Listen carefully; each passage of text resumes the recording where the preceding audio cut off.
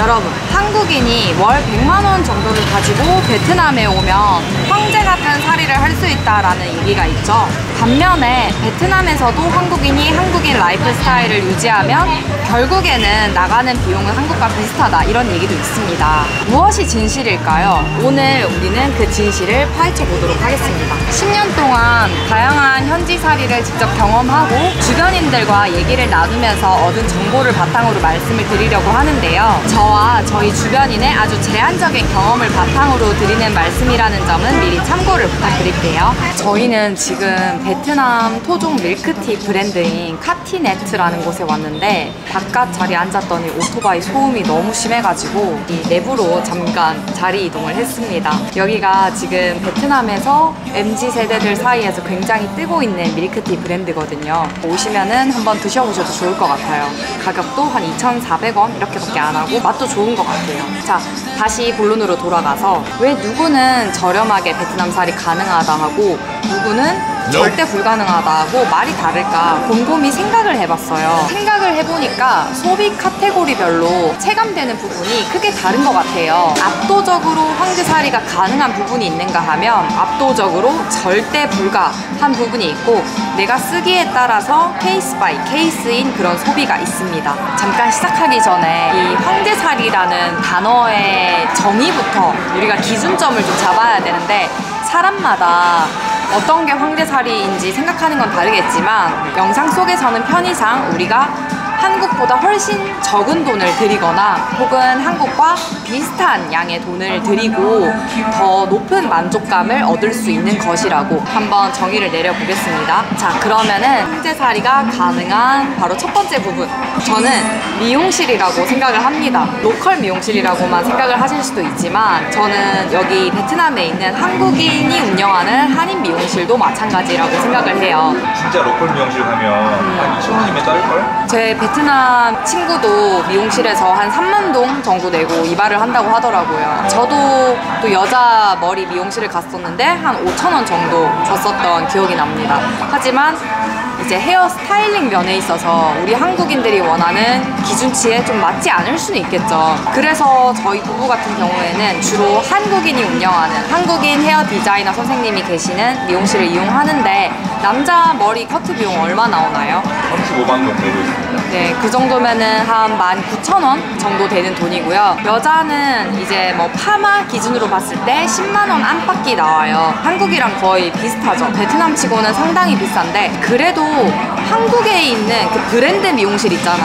대기업 미용실들에 비하면은 솔직히 그래도 머리하는 비용이 저렴한 편이고, 그리고 제가 미용실이 황제살이 가능한 소비 부분이라고 말씀을 드리는 이유는 그 미용실의 서비스가 정말 좋습니다. 일단 우리가 가면은 마사지 해주는 거 디폴트 값이잖아. 맞아. 머리 샴푸할 때 마사지뿐만 아니고 어깨 뭐 이 정도는 딱 기본으로.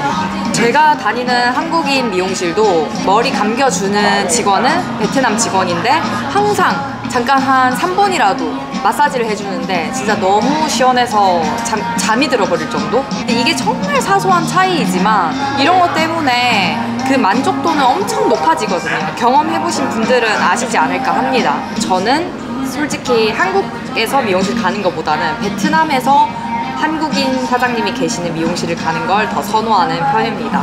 그리고 두 번째로 베트남 살이에서 황제살이라고 말할 수 있는 부분이자 가장 크게 누리는 장점에 관련된 소비인데요. 바로 청소비 부분입니다. 청소비라는 게 메이드 비용이라고 생각을 하시면 되고 이 외에 수리비나 세탁비 이런 부분들도 다 마찬가지예요. 지금 저희 부부가 살고 있는 20평대 아파트를 주 3회 이제 쓸고 닦고 설거지하고 빨래하고 다리미질하고 발코니 청소하고 욕실 청소하고 이런 걸 다 해서 한 달에 한 100만 동, 5만 5천 원 정도 되는 비용을 지불을 하고 있고요. 저희가 사는 곳보다 평수가 더 넓은 곳에 사시거나 아니면 더 자주 청소를 하시는 경우라면 비용이 더 나가겠지만 그래도 한 10만 원까지 올라가는 일은 웬만해서는 없을 것 같아요. 근데 이런 청소비도 청소비지만 사실 여기서 진짜 더 대박인 건 자녀가 있으신 분들은 내니 비용 있잖아요. 아이를 돌봐주시는 도우미 비용.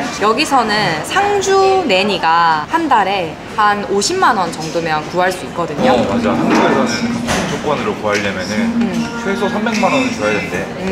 300만 원 내지 막 500만 원까지도 올라가는 것으로 저도 알고 있습니다.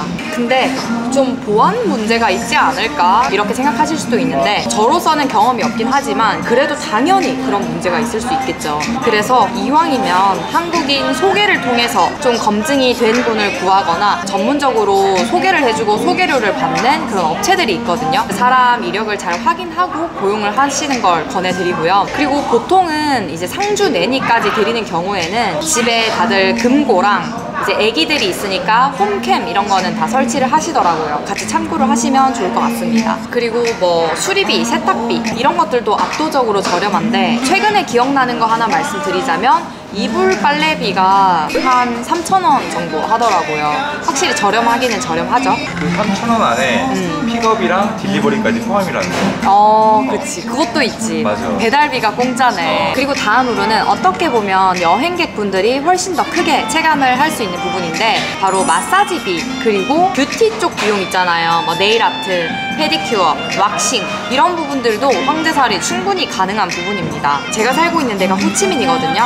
호치민에서 좀 관광객들을 상대로 한 퀄리티를 높이고 비용도 높인 곳들을 기준으로 말씀을 드리면 보통 90분 전신 마사지를 하는데 2만 원에서 한 3만 원 이상을 줘야 되거든요. 이것도 베트남 현지인들을 대상으로 한 마사지샵에 비하면 가격이 많이 높은 편이지만 한국에서는 같은 조건으로 하려면 거의 10만 원에 가까운 돈을 줘야 되기 때문에 한국과 비교했을 때 훨씬 저렴한 비용으로 소비가 가능하죠. 네일아트, 페디큐어, 왁싱 이런 것도 막 3분의 1, 4분의 1 가격으로 가능하기 때문에 물론 퀄리티 차이가 있을 수는 있겠지만 그래도 이 정도의 가격 차이라면은 퀄리티가 조금 차이가 있더라도 좀 감수하고 할만하지 않을까 하는 생각도 듭니다.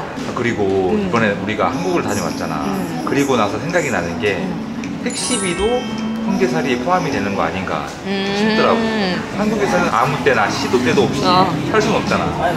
맞습니다. 베트남에서는 일단 택시비 기본 요금이 약 1,000원 정도로 형성이 돼 있어서 그거부터가 한국의 약 4분의 1 비용이긴 하죠. 물론 뭐 거리에 따라서 또 정확하게 따져보면 조금 차이는 있을 수 있지만 베트남에 와보셔서 택시를 타보신 분이라면 공감하실 거예요. 얼마나 택시를 막 타도 비용 부담이 없는지. 물론 뭐 사기 택시 이런 문제가 있기는 하지만 그랩이 워낙 잘 발달해 있어서 그랩을 타고 다니면 같은 도시 안에서는 어디로 타고 다녀도 한국인이 느끼기에 절대 부담스러운 비용이 아니기도 하고 그랩 택시도 있지만 그랩 바이크도 있거든요. 그게 이제 오토바이를 타고 이제 다니는 건데 예전에 베트남에서 세옴이라고 했지.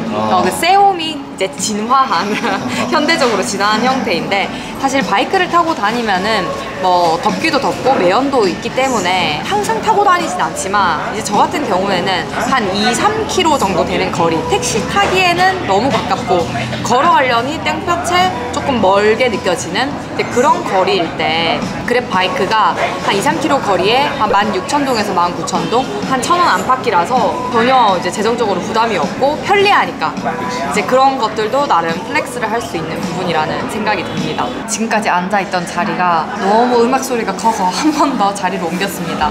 여기가 근데 어디에 앉아도 인테리어가 다 너무 예쁘네요. 이게 좀 인테리어를 다른 밀크티 브랜드들이랑은 다르게 좀 고풍스럽게 해놨다는 얘기를 들었는데 진짜 잘해준 것 같아요. 자, 또 본론으로 넘어와서 아까 전에는 압도적으로 황제살이가 가능한 부분이었지만 이번에는 압도적으로 황제살이가 불가능한 부분이 두 가지가 있어요. 첫 번째로는 바로 영상의 단골 주제 중 하나이기도 했던 의료 서비스 관련 부분입니다. 이 얘기는 최근에 너무 많이 말씀을 드려서 여기서는 짧게만 하고 넘어갈게요. 이 영상을 처음 보는 분도 계실 테니까 짧게만 설명을 하고 넘어가자면 베트남 현지인이 이용할 수 있는 국립병원은 비용이 저렴한 편이지만 보통 한국인들이 이용하기 좀 편리하게 되어 있는 국제병원이라던가 한국인 의사가 있는 한인병원 같은 경우에는 아파서 가면 수십만 원이 깨지는 거는 정말 금방입니다. 그냥 치료 없이 진료만 봐도 한 10만 원 가까이 나오는 경우가 다반사이거든요.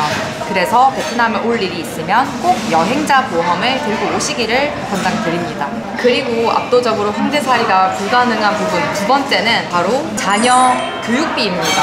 갑자기 교육비 얘기를 해서 뜬금없게 느끼는 분도 계실 텐데 몇 번 질문을 받았었거든요. 주재원 발령을 받거나 가족 다 같이 오시는 경우에 자녀가 아직 학업을 끝내지 않은 경우라면 여기서 학교를 입학을 하게 되잖아요. 처음 생각하는 옵션은 한국국제학교인 것 같아요. 근데 한국국제학교는 1년에 학비를 비롯해서 들어가는 비용이 1,000만 원 이하인 것으로 알고 있기는 한데, 근데 이것도 처음부터 입학을 하는 게 아니라 중간 학년으로 입학을 할 경우에는 입학이 쉽지가 않다고 들었어요. 그런 경우에 대안으로 선택하게 되는 게 국제학교인데, 국제학교는 학교나 학년에 따라서 비용이 많이 다르긴 하지만 보통 1년에 최소 1,000만 원에서 3,000만 원 이상까지도 계획을 하고 시작을 해야 되는 부분이라서 생각보다 비용이 크게 나옵니다. 하지만 또 이거는 뭐 발상의 전환을 해보면 그만큼 자녀에게 국제학교 교육을 시켜볼 좋은 기회가 될 수도 있기는 하겠죠. 자, 그리고 아직까지 제가 말씀을 드리지는 않았지만 사실 우리의 생활비 중에서 가장 크게 포션을 차지하는 부분이 두 가지가 있죠. 식비? 네, 식비랑 주거비. 맞습니다. 이 부분은 어떻게 쓰냐에 따라서 진짜 너무 천차만별인 부분이라서 이걸 가지고 황제살이 가능하냐? 라고 물어보면 저는 솔직히 세모라고 말씀을 드리고 싶어요. 줄이려고 하면 줄일 수 있는 부분도 분명히 있지만 하이 레벨로만 소비를 막 하다 보면 솔직히 한국처럼 혹은 한국 그 이상으로 몇 배로도 쓸 수 있는 게 바로 주거비와 식비가 아닐까 싶은데요. 먼저 주거비부터 말씀을 좀 드리자면 워낙 주거 컨디션에 따라 다르긴 하지만 제가 살고 있는 호치민시티에서 수영장이랑 헬스장 같은 커뮤니티 시설이 있고 한국인들이 여기저기 돌아다니기에 생활 인프라가 나쁘지 않은 그런 입지에 거주를 한다고 했을 때 제가 에어비앤비 사이트를 통해서 찾아봤더니 호치민 1군이 시티 중심이거든요. 그 시티 중심을 바탕으로 해서 주변에 4군, 빈탕군, 2군 이런 데 있는 방이 없는 한국식 원룸인 스튜디오 룸부터 방이 하나 있는 그런 집들까지 살펴봤더니 약 50만 원에서 80만 원 정도로 비용이 형성이 되어 있더라고요. 그리고 조금 더 아파트 형태를 갖춘 곳에서 살려면 그 이상도 고려를 해야 되는데요. 생각만큼 저렴하지는 않죠. 근데 이것도 혼자 사는 게 아니라 뭐 둘이서 같이 사는 경우라면 비용이 절감되는 부분이 있으니까 판단하기 따라 다를 것 같고, 혹시 저희는 월세를 얼마를 내고 어떤 아파트에 살고 있는지 궁금하신 분이 계신다면 지금 이 영상 한번 살펴보시면은 크게 참고가 되실 것 같아요. 그 다음으로 이제 식비에 있어서 황제살이가 가능하냐라고 물으신다면 아까 제가 객관적으로 봤을 때는 세모라고 말씀을 드렸잖아요. 근데 사실 저는 개인적인 기준으로는 가능한 부분이라고 생각을 합니다. 그러니까 저는 그렇게 살고 있는 것 같아요. 왜냐하면 제가 쓰는 지출 대비해서는 정말 큰 만족감을 얻고 있거든요. 일단 저희 부부의 상황을 말씀을 드리자면 장보기, 외식, 배달, 카페에서 커피 마시고 디저트 먹고 하는 비용, 그리고 음주 비용 이걸 다 합쳐서 한 달에 둘이서 약 80만 원 정도가 맥시멈이거든요. 그거보다 더 적게 나올 때도 있고, 그러니까 1인 기준으로 한 40만 원 정도가 이제 맥시멈으로 쓰고 있는 상황이다 이렇게 생각을 하시면 되는데, 저희 상황을 좀 알려드려야 이게 소비가 어떤 수준인지 짐작이 가능하실 것 같아서 좀 구체적으로 말씀을 드려보자면, 저희 둘 다 맞벌이를 하고 있다 보니까 매번 식자재를 사서 집에서 요리를 해서 먹기는 좀 힘든 상황이에요.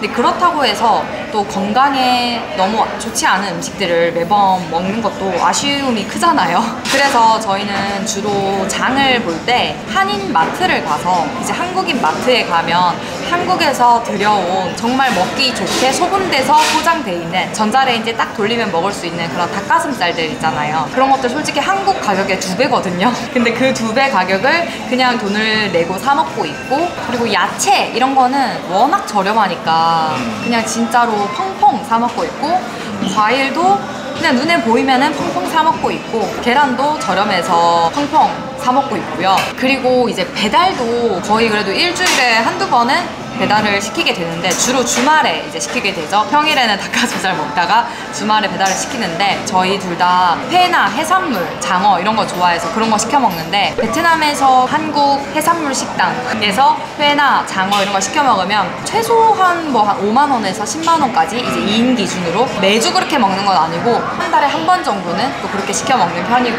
또 자주는 아니지만 저희가 주말에 좀 분위기 좋은 바나 펍에 가서 이제 술 한두 잔 걸칠 때도 있고, 그리고 저는 카페 가면은 웬만해서는 디저트도 좀 챙겨 먹는 편이거든요.